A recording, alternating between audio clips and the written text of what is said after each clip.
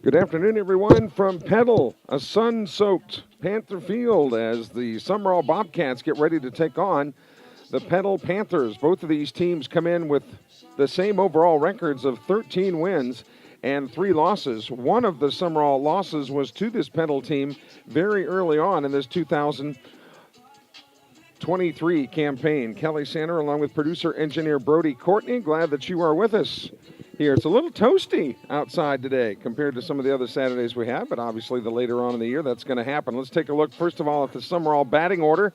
Barrett Brazil will lead it off. He's playing center field. He'll be followed by the shortstop, Landon Holloman.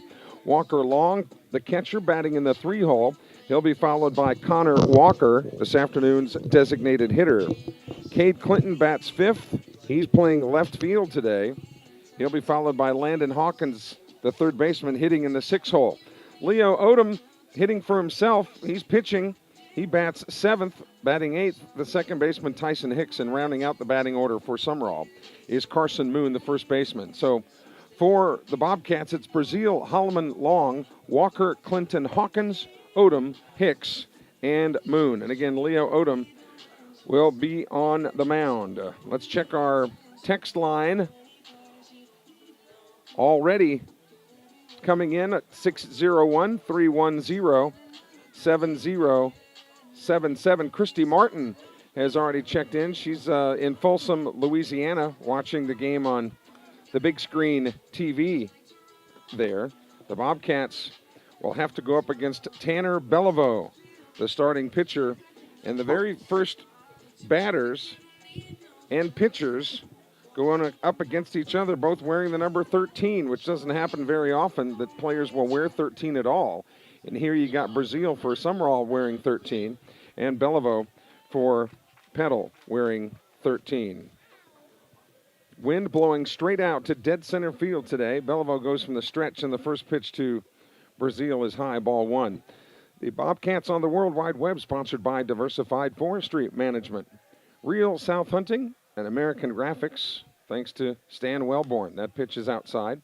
Watts Brothers Implements, Kids Campus Learning Center. Kids Campus with a K on kids, a K on campus. Learning Center, the architect firm of Landry, Lewis, and Germany. Here's the 2-0 pitch. There's a strike. Spencer Nixon Alpha Insurance Agency, Winburn Lawn and Landscaping, Park Right Striping and Seal Coating, and High and Tight Gentlemen's Club. So if anybody gets one up in the air today to center field, it might be hasta la vista, baby. That pitch is low. 3-1 to Brazil, who walked 3 times last night in the win against Lawrence County. That one was kind of touch and go last night with the rain delay, lightning delay, but the Bobcats ultimately prevailed in that district contest. Here's the 3-1. It's outside, ball 4. So Brazil gets another walk, and he scampers down to first base. Petal getting ready for statewide ranked Brandon to come in here this next week in district play. Petal and Oak Grove split earlier this year in 6A competition. Here's Landon Holloman now, right-handed hitting shortstop. Here in the top of the first inning, we had reported last night we thought the game started at 6. Obviously, that was not the case. Scheduled start of 3 o'clock today, but because of 2 games prior to this one, got started a little bit late. First pitch to Holloman is right there for strike 1.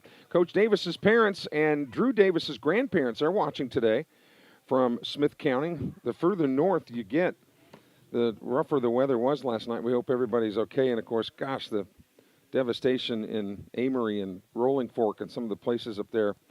We're all thinking about our fellow Mississippians today as we look at this beautiful weather here today. It doesn't seem possible, does it? Holloman showing bunt. And now pulls it back. Throw to first base.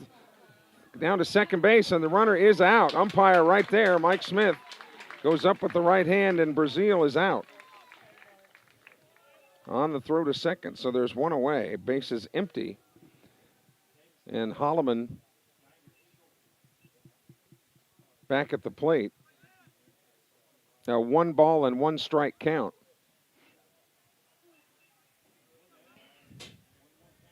In at the elbow at third is the Petal defender Jeremiah McKinney. Beliveau ahead in the count here now, 1-2. There was a National Hockey League Hall of Famer, Jean Beliveau, with the Montreal Canadiens, so that name wasn't difficult for me to pronounce at all. 2-2 the count now to Holloman with Walker Long on deck. We talked about Petal getting ready for Brandon in here. Sumrall will play the Forest County Aggies next week in district play. They'll go to Brooklyn on Tuesday, and then the Aggies will come back to Larry Knight Field on Friday. So this is game 2 of a 3-game road trip for Sumrall. 2-2 pitch. Swung on. Here's a little lazy looper to center field, but coming on to make the grab and reading it right off the bat was Eli Waters. Waters gloves it, and there's 2 away. Walker Long now, the catcher, he had him a night last night. He was 2 for 4 against Lawrence County with 2 doubles and 3 runs batted in. Bases empty here with 2 away. First pitch is right smack in the middle of the back. So he gets plunked, and he heads down to first base. And that'll bring up Connor Walker. Malik McNair is going to run for him there. So McNair will be on the move with 2 outs on anything hit. And here's the left-handed hitting DH, Connor Walker. Walker hitting it for Hamp Baudouin, who's playing right field this afternoon. So you'll see Baudouin defensively, but not at the plate. Of course, the speed of McNair well documented, so they won't let him stray too far away from first base, even with 2 outs. The pitch to Walker. High, ball 1. Petal coming off a 10-run rule win over Meridian in district play. You got Brandon in that division. Oak Grove in there, as we mentioned. I think Petal and Oak Grove split this year. Brandon is in the driver's seat in that division. And the Bobcats, and that throw back to first base got McNair right in the middle of the back. And he'll get to walk that one out. Coach Cooley with that stopwatch out there, timing how long it takes for the pitcher to get the ball to home plate. We'll go over the Petal batting order for you in the bottom of the first inning. Leo Odom pitching for Sumrall today. The Bobcats in those lucky powder blues. They like to wear those in the big games. 1-0 pitch. High again. 2-0. Cade Clinton on deck. Clinton hitting in the 5-hole. He'll be followed by Landon Hawkins, the third baseman. Both these teams trying to secure their 14th win. There's a strike. Took something off of it a little bit, and Connor Walker may have been on the take there.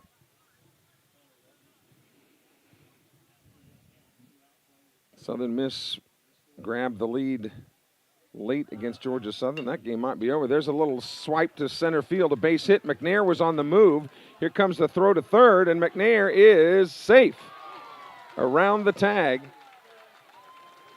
Only because McNair was on the run. And a beautiful hit and run executed by the Bobcats puts McNair at third now.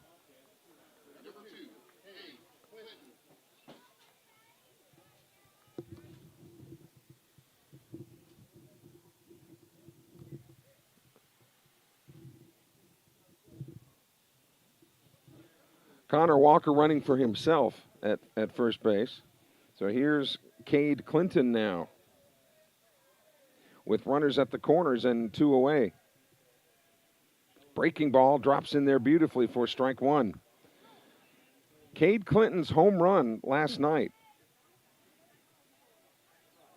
in the top of the 7th inning you thought was going to be insurance for Sumrall, but then Lawrence County charged back with 2 runs in the bottom of the inning. Here's a high bounder to third. This should do it. Throw to first is in time, and the Bobcats are out of the inning. No runs on one hit. They strand two. We go to the bottom of the first inning here in Petal. No score between the Panthers and the Bobcats. Let's take a look now at the Petal batting order. Keegan Geiger leads it off. He's playing shortstop for the Panthers today. He'll be followed by the left fielder, Caden Berger. Eli Waters, who made that play in center field a moment ago, he's batting third.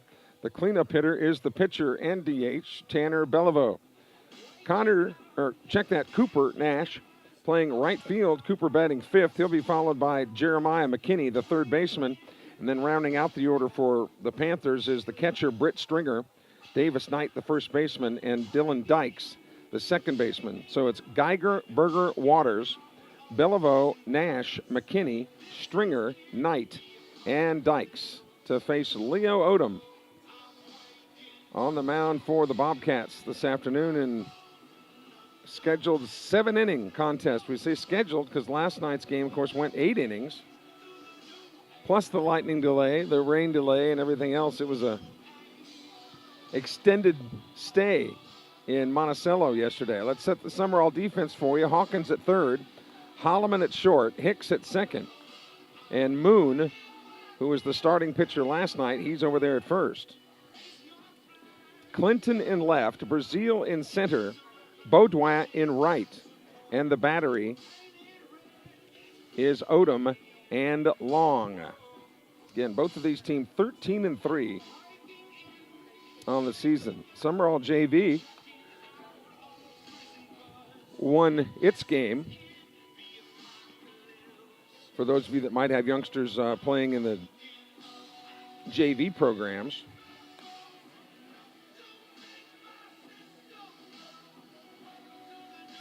so getting ready to go here in the bottom of the first inning.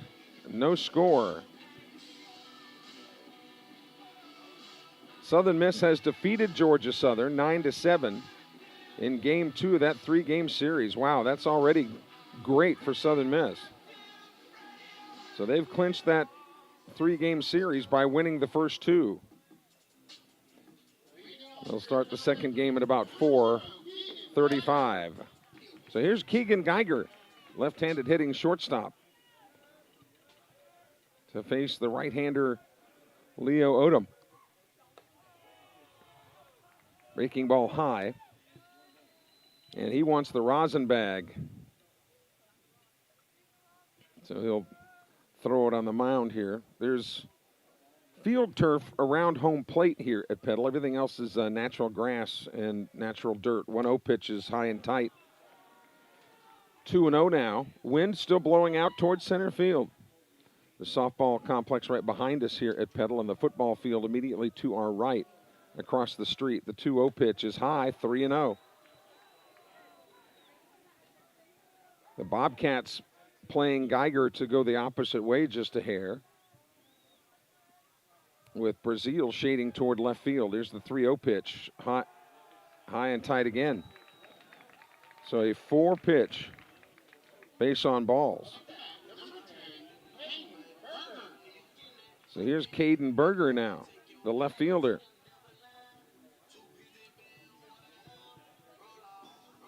Righty versus righty here, and this time Brazil will shade toward right. Again, having him go the other way.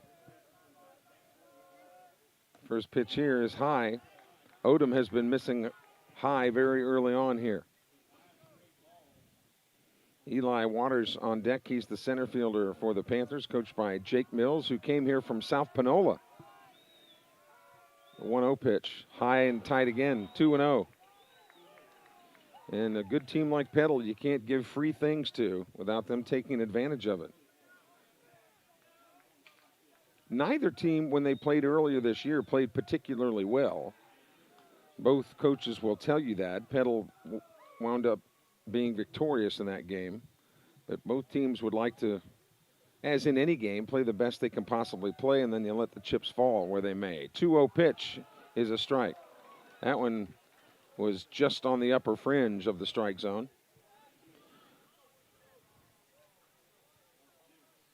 Bobcats would love a crisply hit ground ball right at somebody. Here's the 2-1. Breaking ball high again. Not to put the cart ahead of the horse, but a walk to Berger here would be problematic. And that the first two men with free passes in the meat of the order then coming to the plate. The 3-0. Checked his swing. And they said he didn't go, so that's ball 4.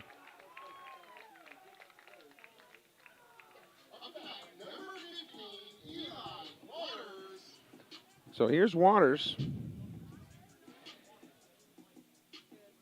And Williamson has checked in, although noting she's in the air conditioning. Good idea. Good idea. And we'll see here if Waters bunts or swings away, but Odom has just not been able to find the plate. That's ball 1, and Walker Long will go out and talk it over with him. Jake Mills and his tenure here at Petal, but I got to tell you, as an old school guy, it's just hard to picture the Petal uniforms like they weren't when Larry Watkins was here. The all whites and that P that is out there in the center field wall here at Petal. Of course, Larry Watkins still coaching over at Sacred Heart High School in Hattiesburg. The 1-0 pitch. There's a strike. Long out to settle Odom down. Runners on first and second. No outs for Petal here in the bottom of the first inning. Conservative leads. Nobody holding anybody on. This one is lifted foul down the right field line, and that'll get beyond the Sumrall bullpen over there. So they got some patios here in Petal, too. These are down the left field line, the party patios. Some fans down there under the umbrellas, probably enjoying some burgers and hot dogs, what have you. 1-2 the count to Waters. Beliveau on deck here for Petal in the bottom of the first. Oh, they've got a rundown here. Geiger's in trouble. And he is out. Holloman puts the tag on him. So there's an unforced error by the Panthers. 1 away. And Waters at the plate behind in the count 1-2. So a big play there for the Sumrall defense. Breaking ball. There's a chopper towards short. Holloman is able to stop the ball.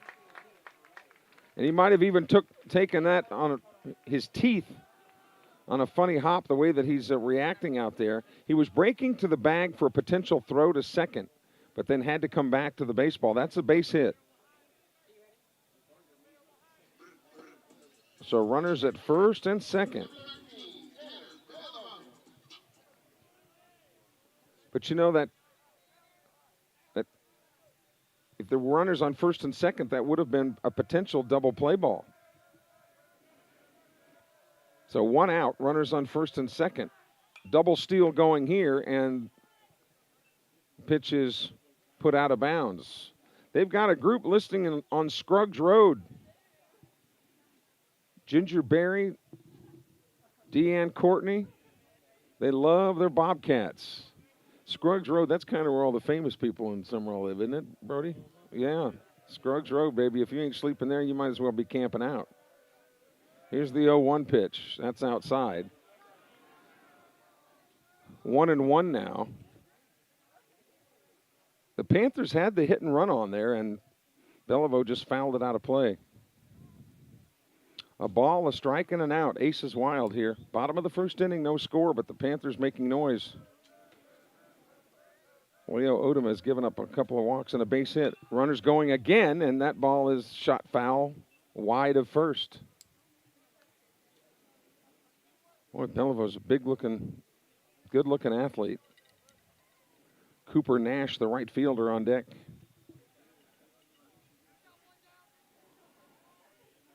A balmy Saturday afternoon here in the Friendly City. 1-2 the count. Here's the pitch by Odom. Too high. 2-2 now.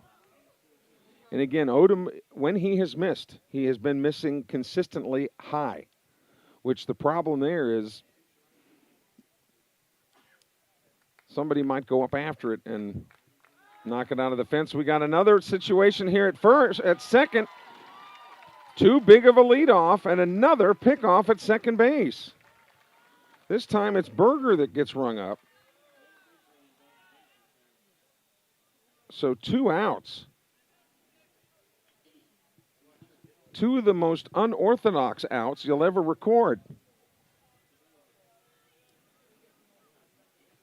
And meanwhile, back at the ranch, Belivo's got a 2-2 count.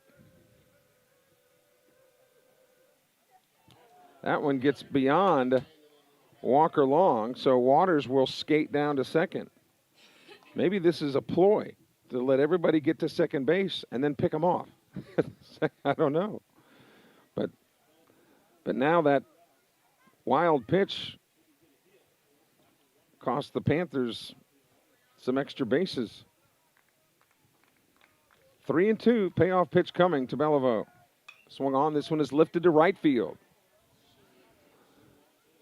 Underneath it is Beaudoin. He puts it away, and that retires the side. No runs for the Panthers, 1 hit, and they did leave a man. We've got 1 complete here in Petal, no score. This is the home of Sumrall Bobcat baseball.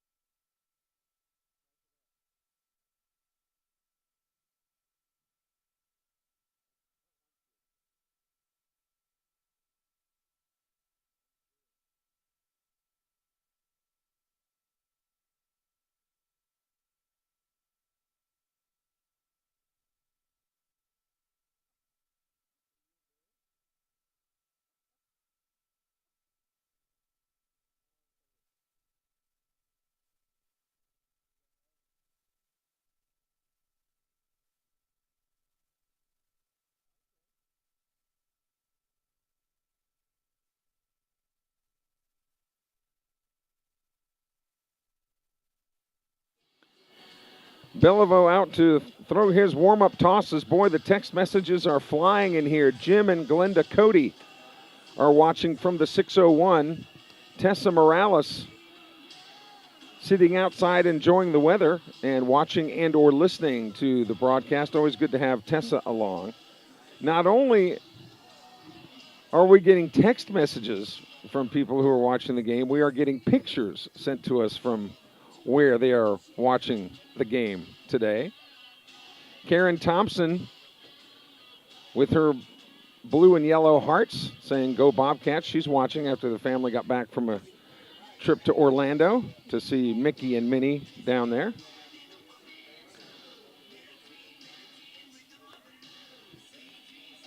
So we get to work here with Landon Hawkins, Leo Odom, and Tyson Hicks for the Bobcats here in the top of the second inning.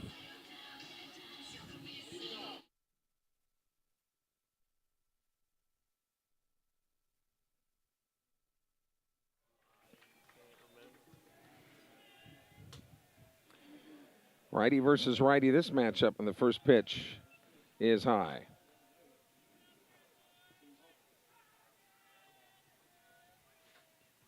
Landon Hawkins, the oldest of this particular generation of Hawkins, has 3 uncles, well, 2 uncles rather, and his father, of course, on the Hawkins side, all boys. Here's the 2-0, swung on and fouled out of play. That might get a school bus over there. Just missed the school buses. Hawkins hitting 6th in the order.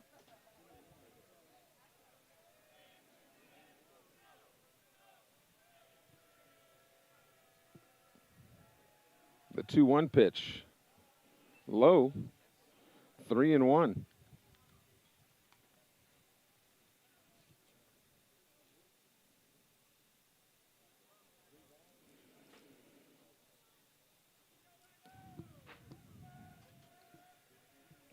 He should be sitting fastball right here on the 3-1 count. Got the fastball and hit on the ground to second. Right there to position himself perfectly to make the play is Dylan Dykes, and he flips to first base for out number 1. So Hawkins out on the 4-3. And here's Leo Odom. Again, the Odom boys in order. Let's make sure I get this right now again. You got Luke, Levi, Leo, Lou, and Lanny. Here's a drive to center field. But strolling over to his left to put that one away rather easily is Eli Waters, 2 up and 2 down, although Odom hit it well.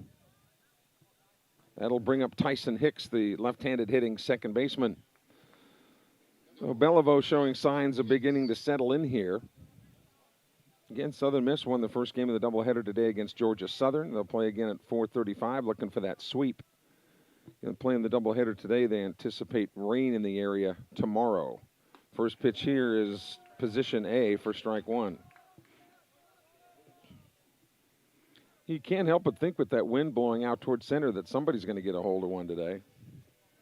Take advantage of that wind. Not a strong wind, but enough to make a difference.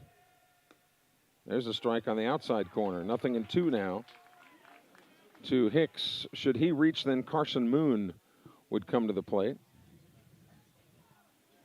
I don't know what stage is a Carson Moon. I know the crescent, the half moon, all that, but here's the 0-2. Look out. Almost got a little chin music there as he had to lean away from it.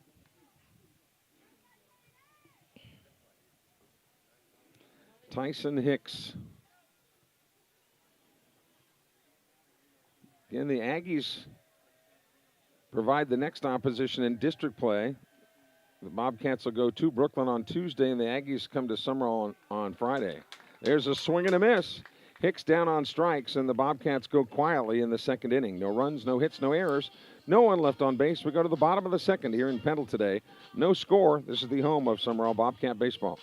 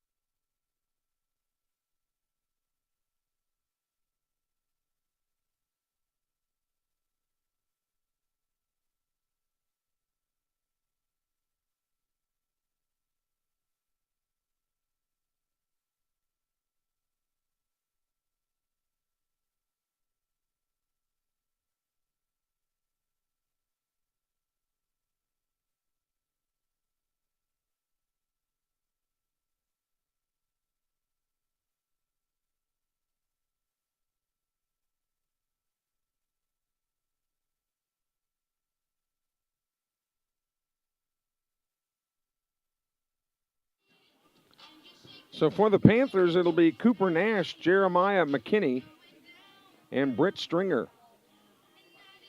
Batters 5, 6, and 7.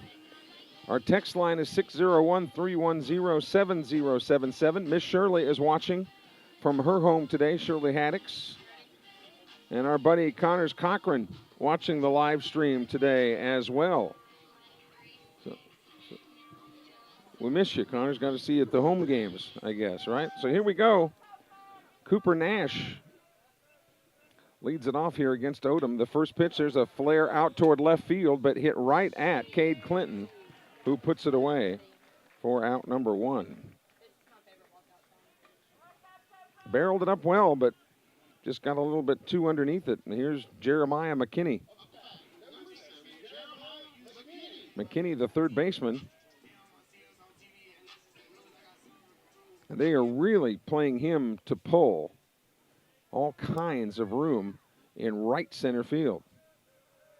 First pitch to him is high, ball 1. Now Brazil works a little bit more toward the center part of the outfield grass. You'd expect with two teams of this caliber and with good pitching that it would be a low-scoring game, you would think. And they've each got enough pitching to where they can pitch some of their studs even in the weekend games and still have pitching good for the district during the week. And Petal, this is a big week in district because Brandon state ranked will be the opposition for them in district play. 3-0 now to Jeremiah McKinney with the catcher Britt Stringer on deck. So he'll be on the take here on 3-0. And that's low, ball 4. So a free pass to McKinney, and that is the third walk given up by Odom. But the Panthers' base running faux pas have cost them in this game.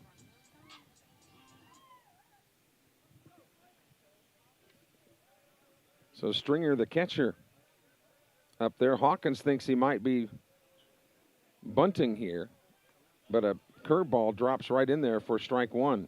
Nice pitch by Odom.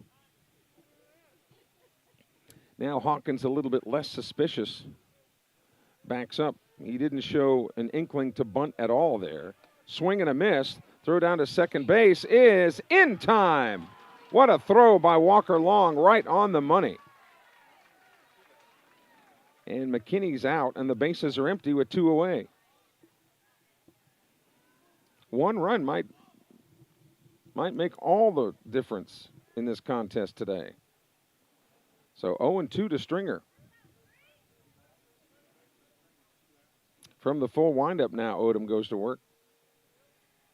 And he got him. A fastball on the outside corner. He was looking for off speed, and he goes down on strikes, and so too the Panthers. No runs, no hits, no errors, no one left on base. We go to the 3rd inning. Still no score between your Sumrall Bobcats and the Petal Panthers. This is the home of Sumrall Bobcat baseball.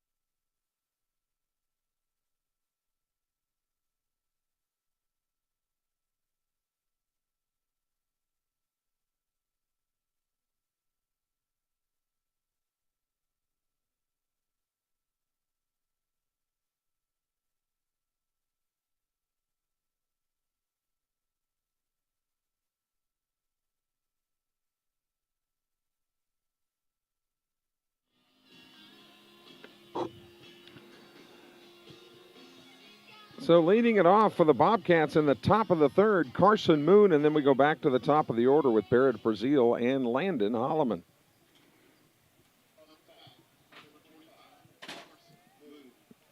I didn't know that Scruggs Road was the heartbeat of America when it comes to having a good time down there watching Bobcat baseball. That one's outside, ball 1. But enjoying themselves as the photos come in from Scruggs Road. 1-0 pitch. There's a breaking ball that's high. 2-0 to the number 9 hitter, Carson Moon. We mentioned he was the starting pitcher last night against Lawrence County. Then the lightning and rain came. High, 3-0 to Moon. Beliveau has issued 1 walk. He also hit a man. He hit Walker Long. That was in the 1st inning. The 3-0 pitch. Low. It's a 4-pitch walk. So for the 2nd time in 3 innings, the Bobcats have their leadoff man on. And they'll go back to the top of the order, and the king of the base on balls, Barrett Brazil. He was walked his first time today, was walked 3 times last night against Lawrence County. Thinking the bunt might be on here, and the pitch is outside. So creeping up at third base is McKinney now for the Panthers.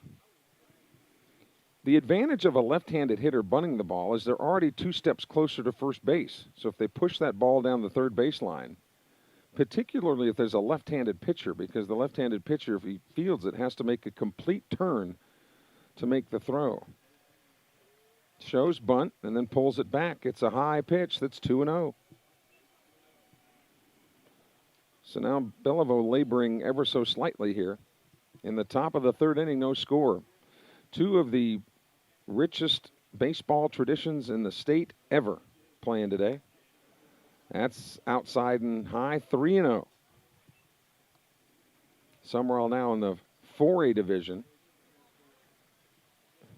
The MHSAA in their lunacy adding a 7th classification, in my opinion. But Petal will move up to that 7A division. 3-1 now to Brazil. He was on the take all the way. Swung on, here's a high chopper toward third. This will be a tough play.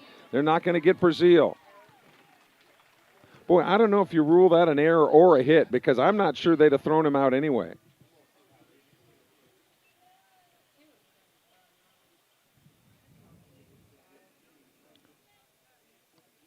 Yeah, I'm not sure that McKinney would have thrown Brazil out anyway. So we'll wait to get the official word, but I think it's probably going to be an infield hit. Runners at first and second, and here's Holloman now. So now you have to think about bunt, and he is out there showing bunt already. And he backs away from a strike.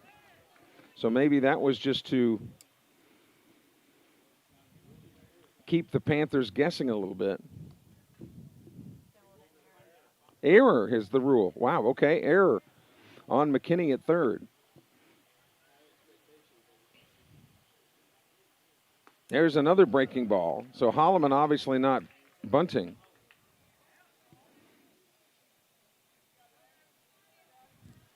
So Brazil's place at first base ruled an E5. And Holloman behind here 0-2. Just missed outside, 1-2 now. Walker Long on deck as the Bobcats making noise here in the top of the third. Beautiful day in Petal. Hospitality always top notch when I come across the river. Here's the 1-2. That hit him in the back. Now the bases are loaded.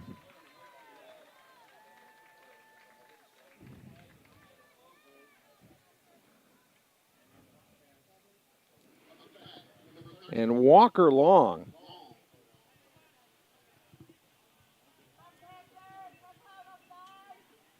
who has committed to Holmes Community College, stands in there with the bases full of Bobcats and nobody out. Here in the third, first pitch to him. Breaking ball, strike on the corner. Sumrall folks thought it was out, but remember, it's not where the catcher catches it, it's where it comes across the plate. I think sometimes people lose sight of that sometimes. The 0-1 pitch, there's another one. So now Long behind in the count, 0-2 with Connor Walker on deck. You got 2 righties here, but Connor Walker, the left-handed hitter. A good matchup, but Walker Long can hit any pitching.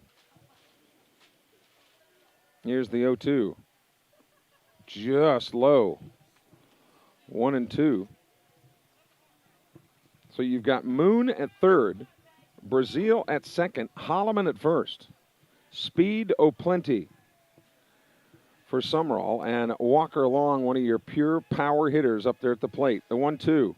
Outside. Nice short hop by the catcher, Britt Stringer. Boy, Britt Stringer just saved the Panthers a run right there. 2 balls, 2 strikes. Obviously, nobody being held here. Knight coming in a little bit at first base. He gets a ground ball. He may go home. 2-2 pitch swung on. High chopper to short. They'll go to second for one. Over to first in time. They get the 6-4-3, but the run scores, which is a fair trade. So Holloman is out at second. Brazil advances to third.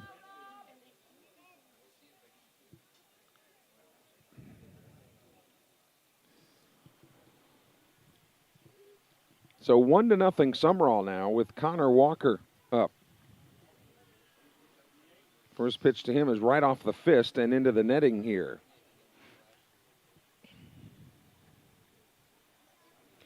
We talked about Petal beating Meridian this past week, and in a bit of irony, the former Petal football coach is now the head football coach at Meridian. Right? 0-2 now to Connor Walker.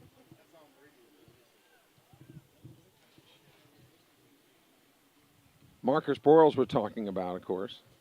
Here's the 0-2 pitch. High and inside, 1-2 now. Should Walker reach, then Cade Clinton would come to the plate. Sumrall grabbing the lead with a run here.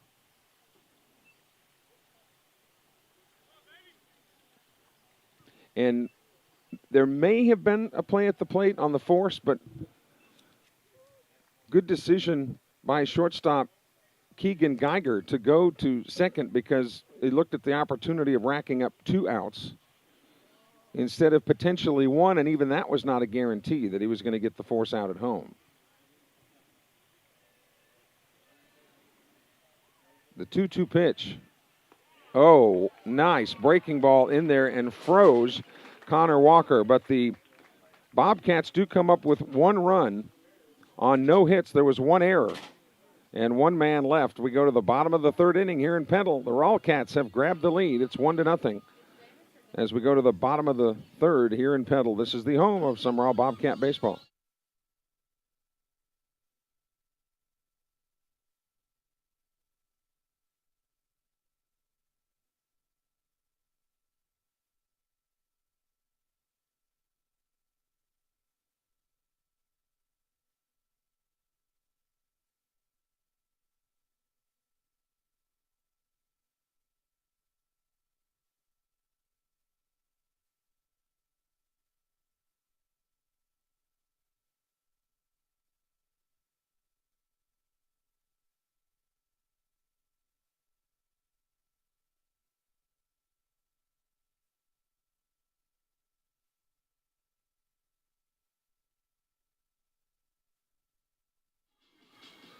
The Panthers will send up hitters 8, 9, and 1. Knight, Dykes, and Geiger as they come to bat here in the bottom of the 3rd inning. Our text line busy at 601-310-7077. Jason Hawkins has texted in, living the life of a travel parent dad, listening to the game.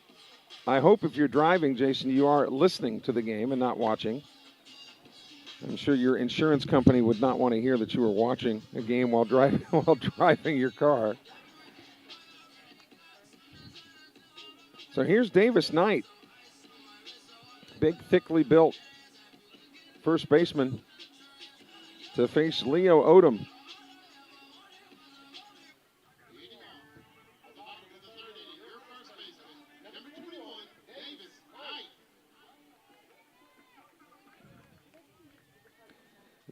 They're playing Knight to go a little bit the opposite way here, the opposite field, even though the wind now has shifted just a hair, blowing more out toward right center.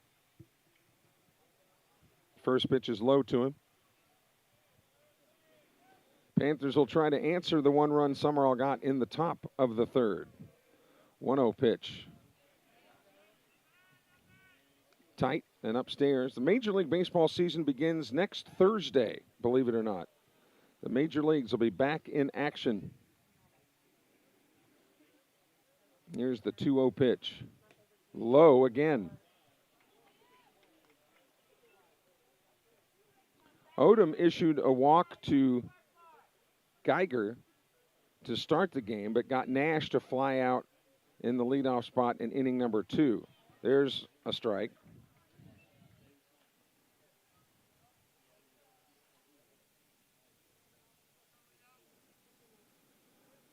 So 3-1 the count. That ball into the gap in left center field. Great effort. Rounding on his way to third base with a leadoff triple is Knight.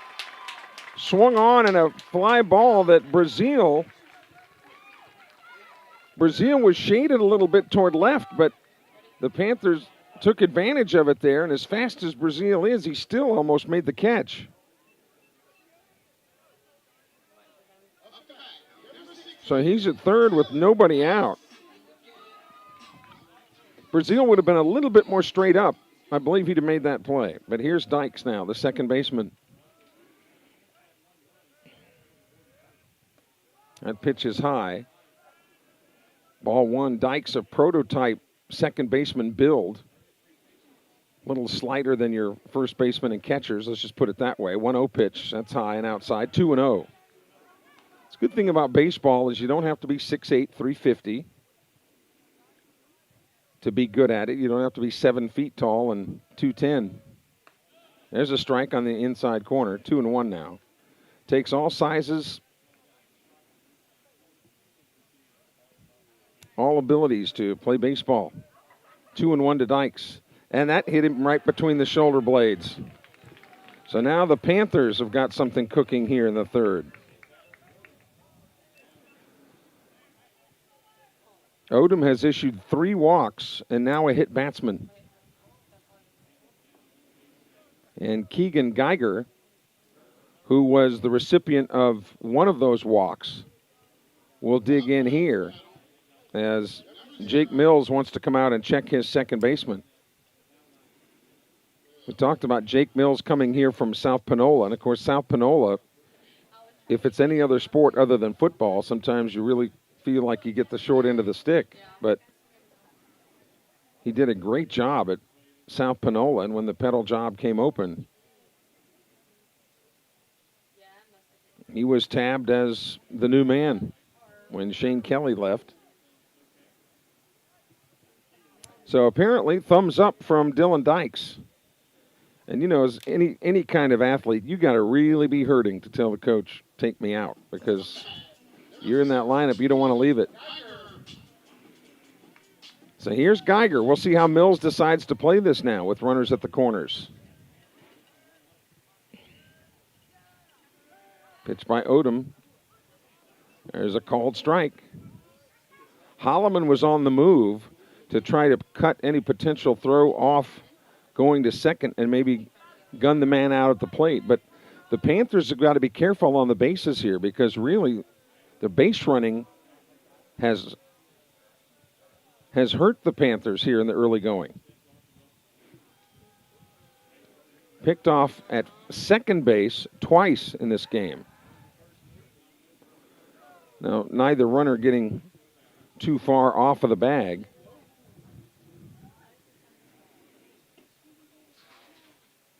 Still playing the Panthers to go the opposite way a little bit.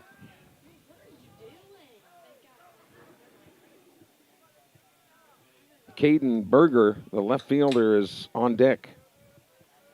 Here in Petal. The 0-1 pitch. Outside. Looked like kind of a pitch out. They might have thought that Dykes was going on that pitch. And they had a pitch to give when the count was 0-1. So 1-1 the count now.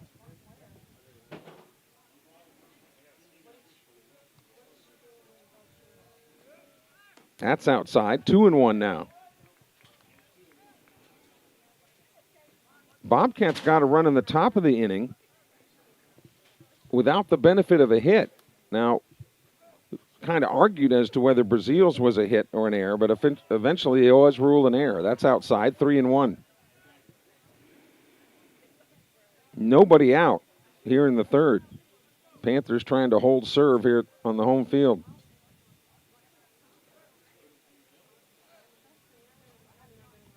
The 3-1. There's one to the opposite field, swung on, but measuring it is Clinton. He's there to make the grab. He'll throw it all the way to home plate, but not in time. The Panthers have tied it up on the sac fly.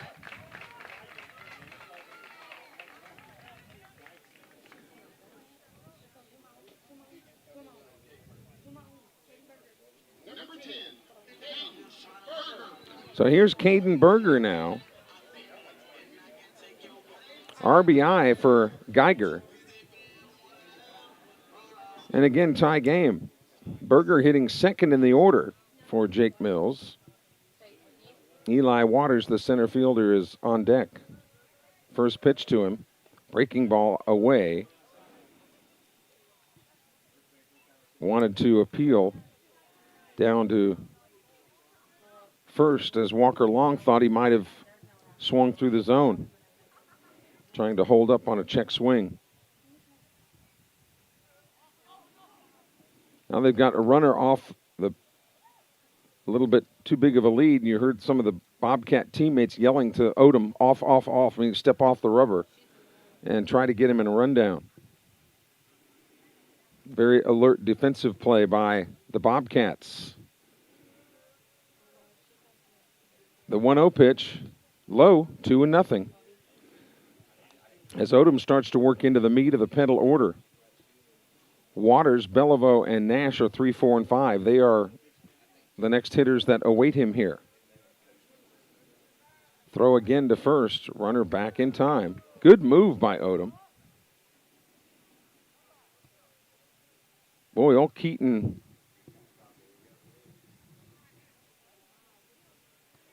Last night, Keaton Malden had a great move over to first base and picked a Lawrence County Cougar off last night over there.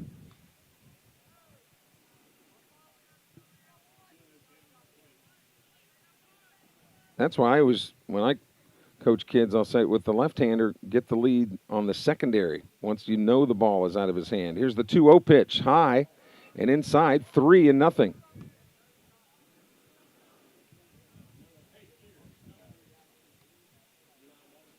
So far, the walks and the hit batsmen have not really hurt Odom because he was able to pick those two guys off, but it's not anything you want to make a living on. There's another base on balls. So runners on first and second, and here's Eli Waters now, and the skipper, Andy Davis, out of the dugout. Again, a lot of walks and a couple of hit batsmen here. And it hasn't hurt the Bobcats up to this point, but can think that only for a moment that it would.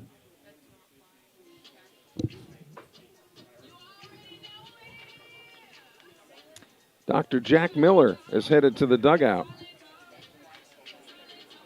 or the bullpen rather. Dr. Jack Miller to the bullpen as he begins to loosen. Andy Davis will try to milk as much time on the mound as he can to let Miller get loose down there. You know, in case Odom is not able to weather this storm. 1-1 ball game. Bobcats got one in the top of the third. Coming back here in the bottom of the third now.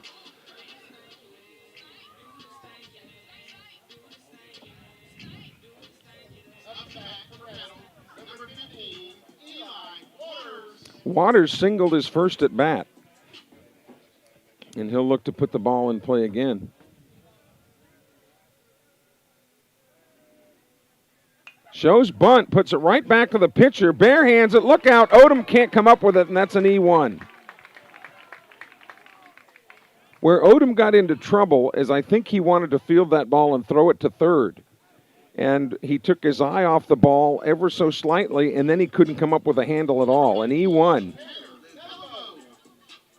The bases are loaded with one out.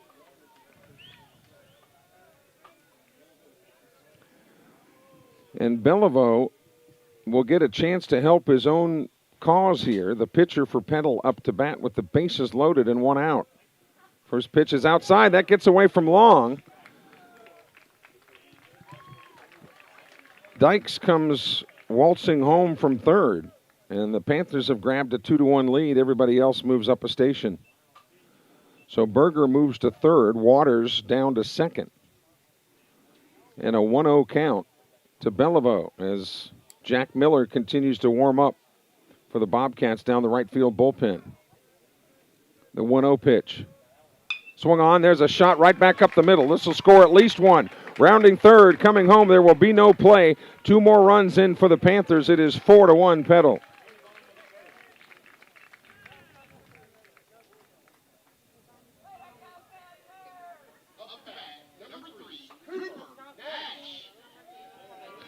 So here's Nash now, who flew to left field his first time up.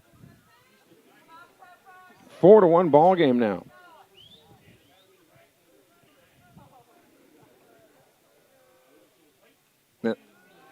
And that hit him.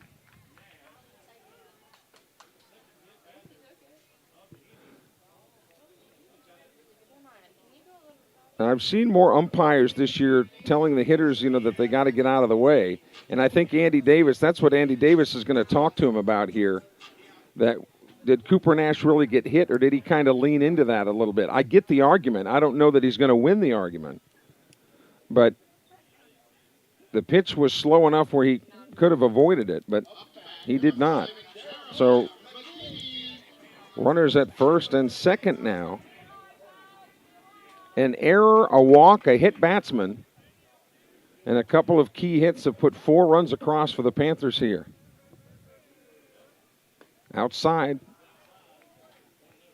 McKinney walked his last time up, but wound up being picked off at second base. The 1-0 pitch. That's there. Britt Stringer on deck here.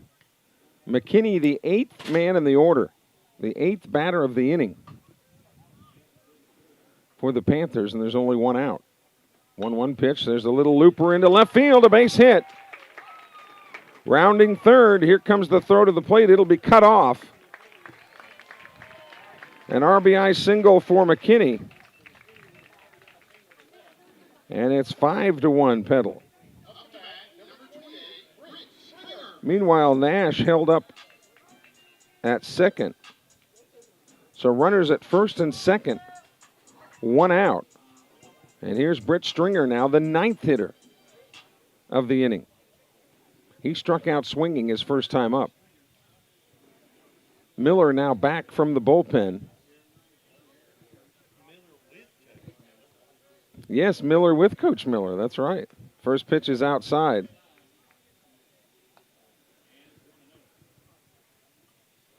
So runners in a forced situation here. Nash at second, McKinney at first.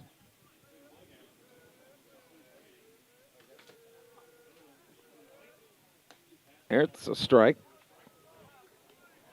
1-1 now. Panthers finding the third inning very profitable here.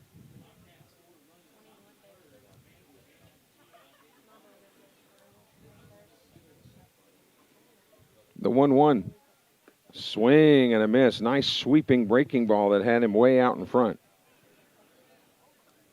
So the Petal catcher in a hole here, 1-2 with 1 out.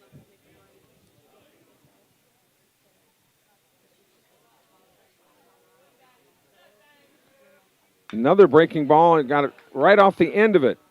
There's one at second, and a throw on to first is in time. A nice double play there. Holloman was positioned beautifully. And the 6-6-3 double play ends the inning. But the Panthers come up with 5 runs on 2 hits. There was an error. 5 runs on 3 hits. There was an error and 2 men left on base. We've completed 3 here in Petal. It's the Panthers 5, the Bobcats 1. This is the home of Sumrall Bobcat Baseball.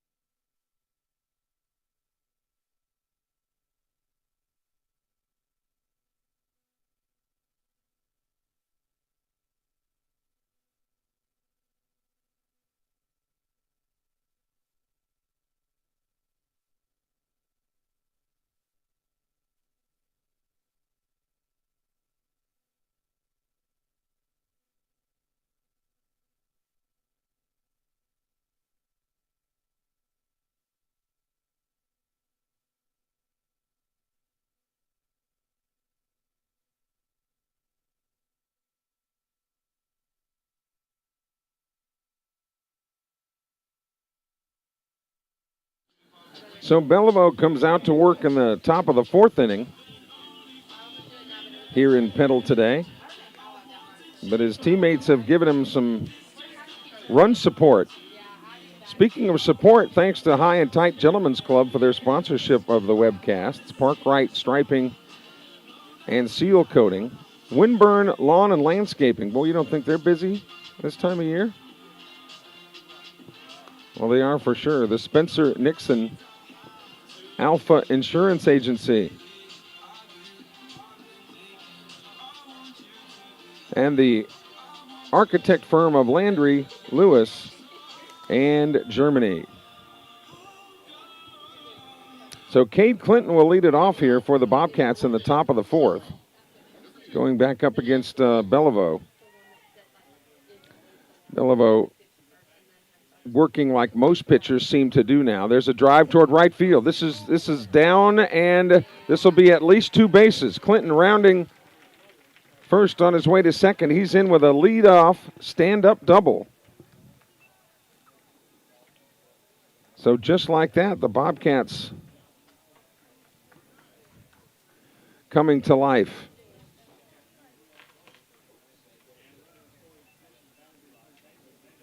And here's Hawkins, who grounded to second his first time up.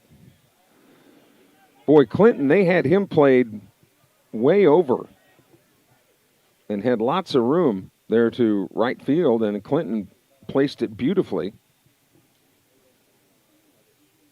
for a leadoff double. Might have been able to stretch it to 3, but why? You're already in scoring position, and you need the runners. First pitch to Hawkins, he drops a little spinner in there for strike 1. Hawkins followed by Odom here in the top of the 4th. Scheduled for 7 today. Lando, as the guys call him. 0-1 pitch. Missed high and inside, 1-1. 5 runs, 4 hits, 1 error for the Panthers. 1, 2, and 1 for Sumrall. Tyler Johnson will be with you Tuesday in Brooklyn. I'll be back with you Friday at Larry Knight Field. That's low, 2-1. Well, when you look at that game last night, you would have thought going into it that, well, just to be brutally honest, you would have thought the Bobcats would have rolled Lawrence County. But, boy, the Cougars just kept coming back. 2-1 pitch, another breaking ball in there that fooled Hawkins. 2-2 now. Obviously, the Bobcats emerged victorious, but had it gone the other way, that would have been a really tough one to swallow. 2-2 pitch here. Swung on high, chopper. Slow enough that the shortstop can come over and make a play. Throw back to third, but the runner's back. So Hawkins advances the runner, but it's a 6-3 out. 4 and out, and here's Leo Odom. Odom smacked one to center field his last time up. It was handled in center by Waters, but he barreled it up pretty good. Same thing here would result in a Sumrall run via the sac fly. That gets away from the catcher, and easily Clinton will get in on the pass ball, making it 5-2. So little effort there by the hitter other than to just watch the pitch go by. So bases empty, 1 out. 5-2 game now. Sumrall got 1 in the 3rd and now has plated 1 here in the 4th.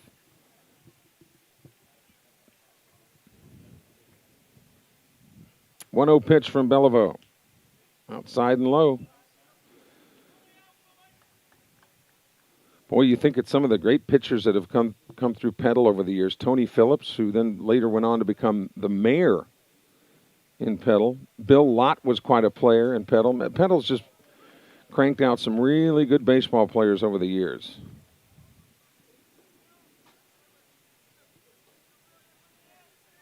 Two balls and a strike to Leo Odom with Tyson Hicks waiting on deck.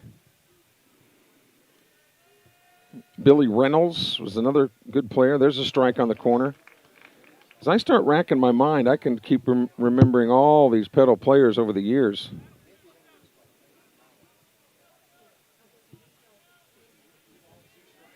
Two and two, bases empty. Swing and a miss. They'll throw to first base just to clean it up. And Odom is a strikeout victim, 2 away. And that'll bring up Tyson Hicks. Hicks hitting 8th in the order. Carson Moon on deck should he be called upon.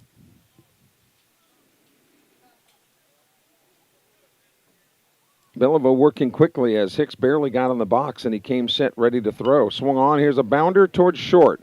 Have to wait on it, but then a quick throw, and the throw is there.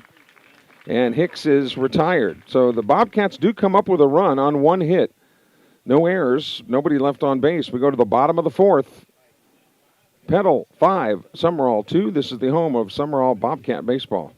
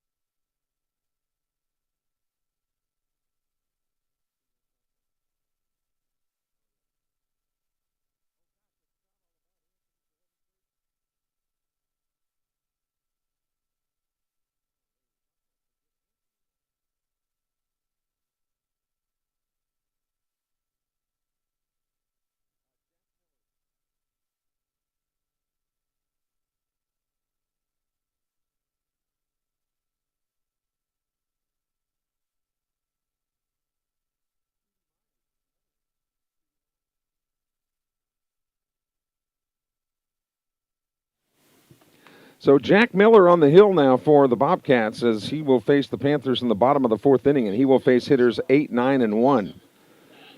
So Dr. Jack on the mound. Yeah, we were talking in the break about other Petal players, and I mean, you could go on and on. I mean, and how could you forget Anthony Alford? How can I forget guys like Tootie Myers? Just again, great Petal players throughout the years. Gary Hust was another one, yeah. Gary Hust was a quarterback, I think, as well. Tootie Myers, a receiver. You notice that a lot of these great players over the years were more than one sport athletes. See more and more baseball players kind of specializing, if you will. But if you talk to baseball coaches at the college level, they'll say they'd rather have an athlete that's played more than one sport, develops other muscles of the body, other sports do, plus makes them a little tougher. So here we go. Davis Knight leads it off for the Panthers in the bottom of the 4th inning. Going up against Dr. Jack.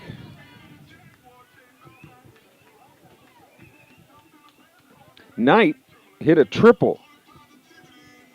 He was the leadoff hitter last inning and started it out with a triple. First pitch, and there's a drive into the right field corner. That is a fair ball. That kicked up some chalk. He's rounding first. He's on his way to second. What a day so far for Davis Knight. Was that a little Cobra Kai? I saw at second base, a little Cobra Kai move there. A leadoff double here in the bottom of the 4th.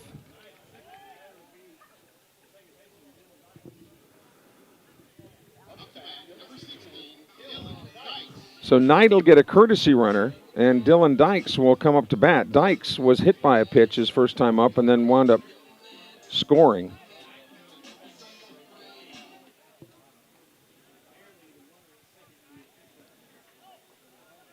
And from our vantage point, that was an easy fair ball call because you saw the chalk. You actually saw the chalk come up off the ground. And, of course, hits the chalk, that's a fair ball. Has to be completely wide of the line. So Miller comes set. First pitch is high and inside, ball 1. Keegan Geiger, the on-deck hitter, is also the leadoff hitter for the Panthers. Pickoff play to second. And the Panthers have been victimized a couple times today on that play at second base, but not that time.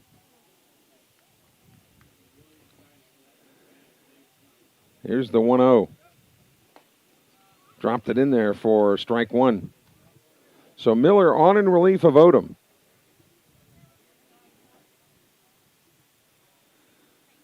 Miller hoping to get the decision as potentially as a winning pitcher if the Bobcats were to come back and win this one. 1-1 pitch. Puts the bunt down. A chase to first. And they barely got him at first, but Dykes advances the runner to third. So good team baseball. You really can't call that a sacrifice bunt. But Knight, well, the runner for Knight is at third now. And here's Geiger, who has walked and hit a sacrifice fly RBI. And the same thing would happen here. Both teams 13-3 coming into this one. The Bobcat defense is pulling tight here. A potential ground ball right to somebody could rack up an out at the plate. First pitch is inside corner for a strike.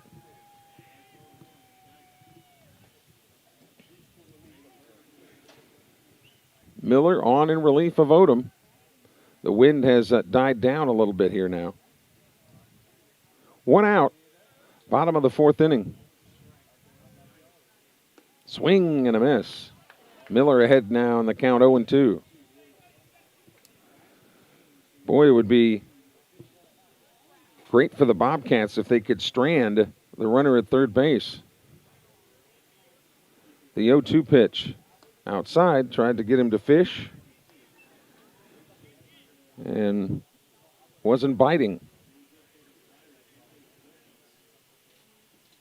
Wind now freshens, blowing straight out to center field. 1-2 pitch swung on. Here's a grounder to second. Freezes the runner and throws to first base. Well played by Tyson Hicks. That is exactly why you pull the infield in.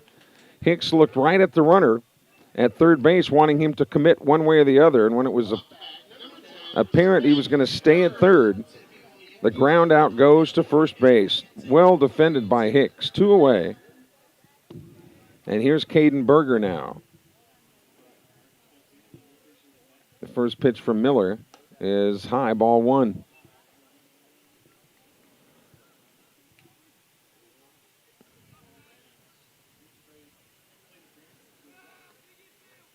Here's the 1-0. Breaking ball. Broke it in. It looked like Berger was turning the shoulder to maybe get a little jersey scrape there or something, but Miller broken off and into the strike zone. Swung on, grounded to short. Holloman backhands it, comes up throwing right on the money for out number 3. So the Panthers do strand the runner at third. No runs on a hit. 1 man left. We've completed 4 here in the Friendly City. It's Sumrall 5, or check that, Petal 5, Sumrall 2 back after this timeout. This is the home of Sumrall Bobcat Baseball.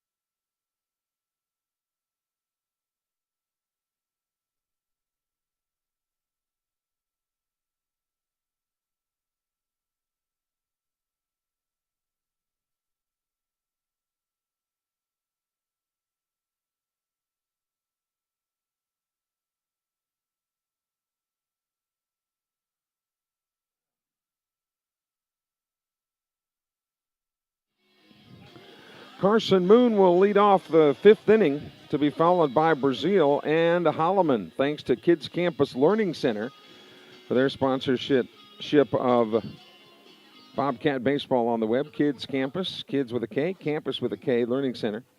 Watts Brothers Implements, also a sponsor of the webcasts. American Graphics, courtesy of Stan Welburn. Real South Hunting and Diversified Forestry Management. They've been a long time sponsor of the Bobcats on the web. Here's the 0-1 pitch. High and inside to Moon, who walked and scored his last time up. Scored one of the 2 Sumrall runs as the Bobcats swing it here in the 5th. Breaking ball outside. 2-1 now. Beliveau has gone the distance here. Again, Beliveau, not a last name that you hear a lot in South Mississippi. It's no Ladner or Cooley, right? But great name nonetheless. 2-1 pitch. That's high. 3-1. And I think we mentioned longtime Montreal Canadian hockey player Jean Beliveau, a member of the NHL Hall of Fame. Here's the 3-1 pitch. Too high. Bobcats have their leadoff man aboard. Boy, and a walk to the number 9 hitter. You don't ever want to do that. So let's see if the Bobcats can make them pay here. Brazil, he has walked and reached on an air. He's 0 for 1.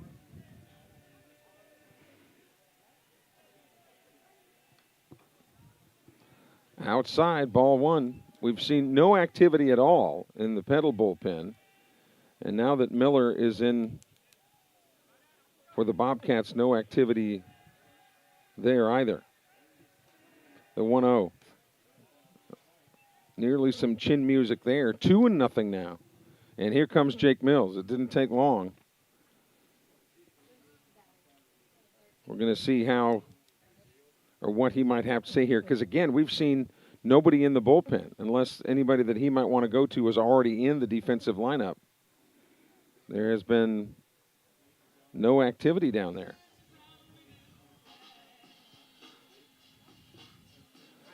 So they are huddled up behind 2-0 to Brazil, and he's already walked Moon. Don't have a lot of runs to play with here.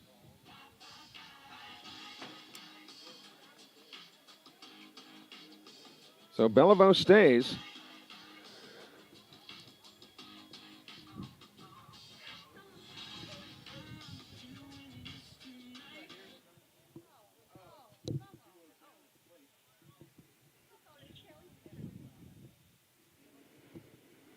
So here's Brazil after the breakup of the discussion on the mound. Beliveau comes set.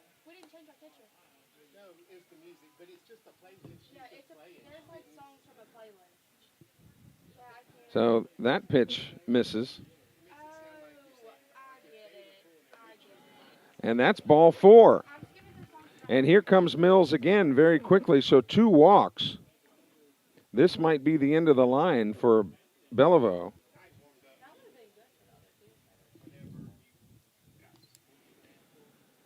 And it looks like Knight is going to get a different glove here. So it looks like Knight will be used to pitch here, and Belivau's day, at least on the mound, is over. Knight takes the hill as he takes his warm-up tosses. We'll take a break with him. This is the home of Sumrall Bobcat Baseball, the Sumrall Athletics YouTube channel.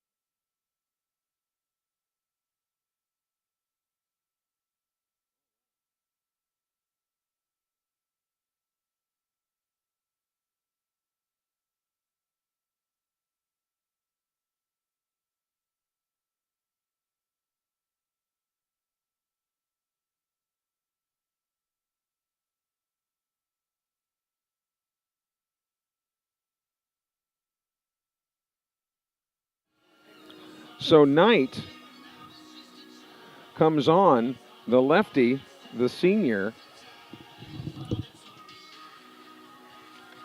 is on the hill. Andy Hillman comes in to play first base. So Hillman is at first now.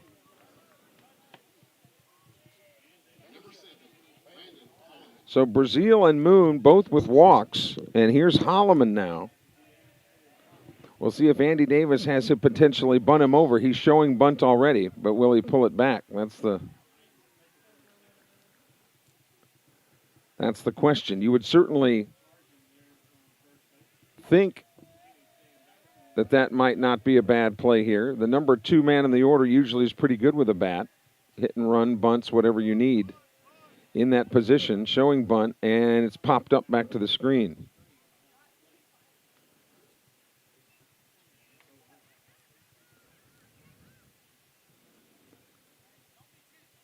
Petal got all of its runs in the bottom of the third. The Bobcats got one in the third and then one more in the fourth. We're here now in the top of the fifth.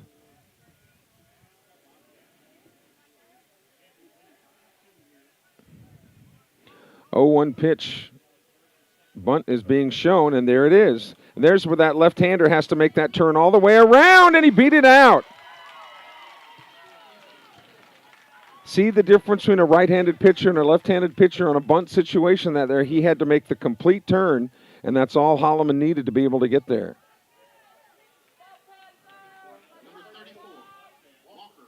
So that's an infield hit. Bases are loaded. Nobody out. And again, Walker Long up there. He was up last time with the bases loaded. He grounded into a 6-4-3 double play, but the Bobcats were able to get a run out of it. First pitch to him is a off-speed strike.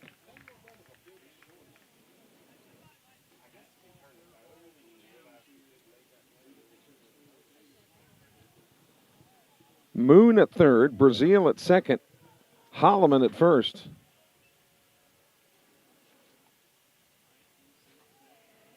Next pitch, another bender and another strike. The Sumrall folks thought that pitch was up.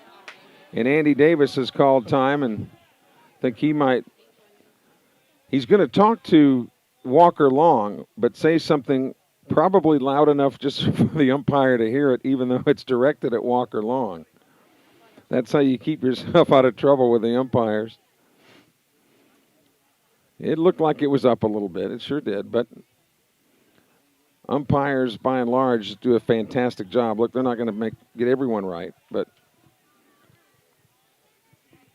0-2 the count to Long. He's been hit by a pitch as well.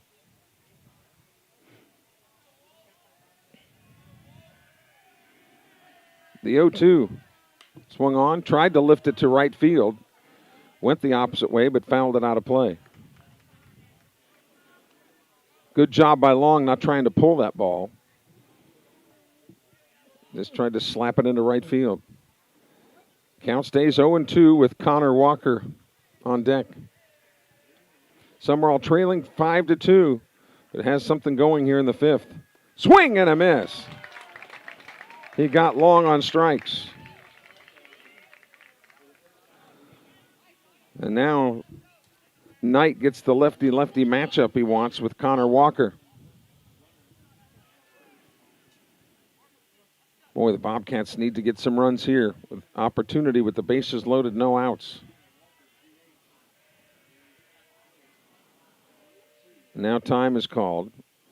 Walker hitting for Baudouin, who's playing right field.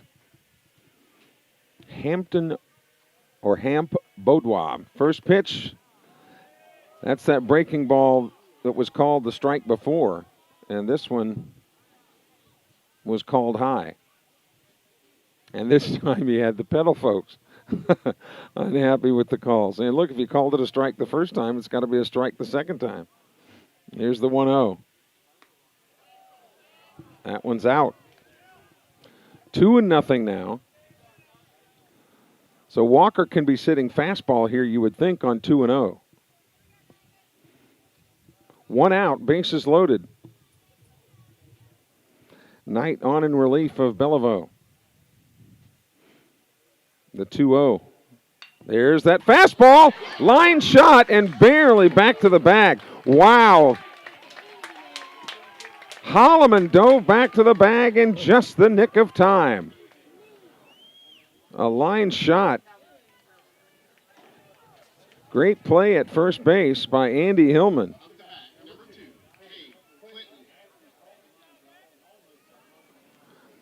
So here's Cade Clinton now with the bases loaded, now 2 outs.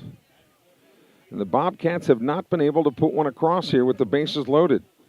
Clinton has grounded to third and doubled. First pitch to him, swing and a miss. Ball gets past the catcher, and an easy run in for Sumrall, unless he ruled out a foul ball, which obviously he didn't. So Moon scores, it's 5-3. And everybody else moves up a notch. So Brazil now at third and Holloman at second. 0-1 to Clinton. Clinton hitting fifth in the order.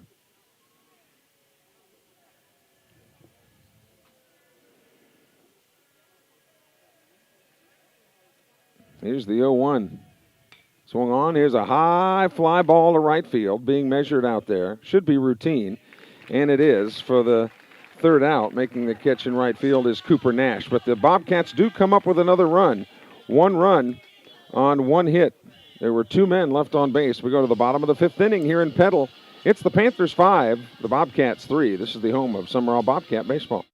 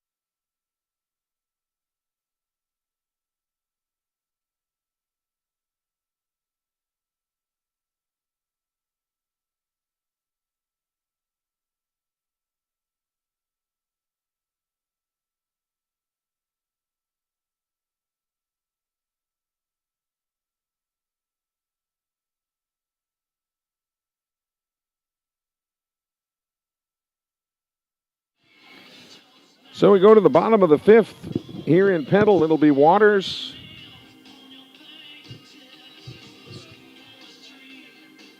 Beliveau, and Nash, the scheduled hitters here, as Jack Miller.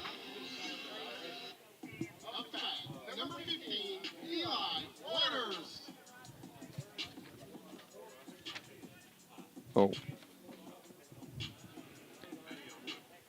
Waters has singled, reached on an air. He's also scored a run. First pitch from Dr. Jack is called ball 1. Jack Miller on the mound for Sumrall. In a 5-3 game, Bobcats slowly pecking away at the Petal lead. 1-0 pitch is outside, 2-0.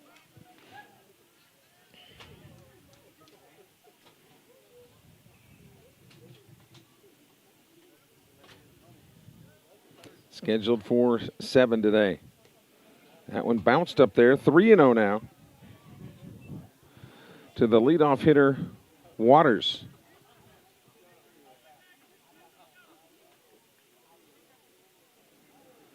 Used to be an administrator at Sumrall named Waters. Principal, is it Keith Waters, wasn't it? That's inside ball 4. So he's issued a leadoff walk. And here comes Beliveau now.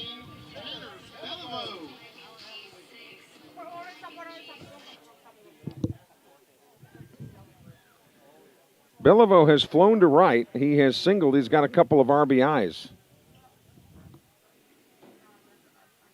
Bobcats at double play depth here.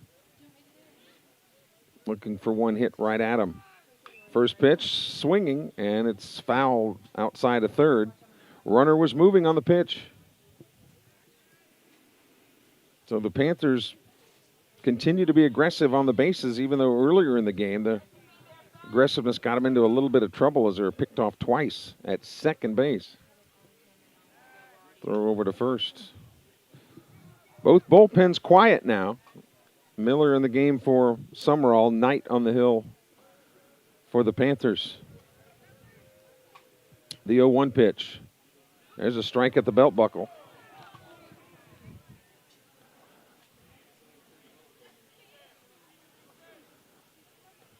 Nothing in two to Beliveau, the cleanup hitter.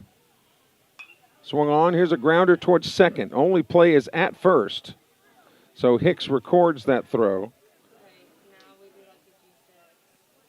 But on the play, Waters advances to second. So the Panthers have a man in scoring position with one out, and here's Cooper Nash. Nash has flown to left and been hit by a pitch. I don't know how this game will wind up, but if the Panthers wind up winning it, the Bobcats will have to look at how many walks and hit batsmen that they gave up today. It's been higher, a bigger number than Andy Davis would have hoped for sure. First pitch is outside to Nash, hitting fifth in the order. The runner at second, Waters, is not in a force situation. He can run or not on a ground ball.